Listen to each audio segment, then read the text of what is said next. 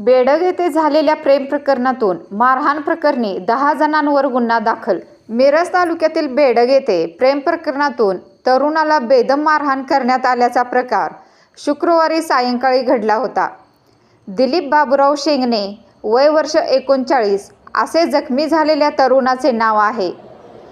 जखमी दिलीप शेंगणे याचे गावातील एका तरुणीसोबत प्रेम प्रकरण असल्याच्या संशयावर गावातील तरुणाने लोखंडी पाईप आणि काठीने बेदम मारहाण केली होती.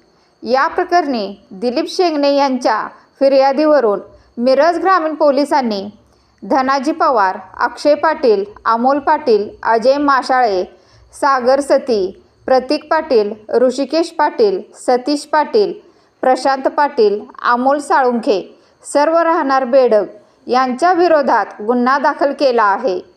बेडग गावातील एसटी स्टँड परिसरात शुक्रवारी 7च्या दरम्यान हा प्रकार घडला. जखमी दिलीप घराकडे जात असताना अचानक आलेल्या तरुणांनी त्याला बेदम मारहाण केली. मारहाणीत त्याच्या अंगावर वळ उठले आहेत, तसेच पायाला गंभीर दुखापत झाली आहे. त्याला उपचारासाठी मिरज शासकीय रुग्णालयात दाखल करण्यात आले होते.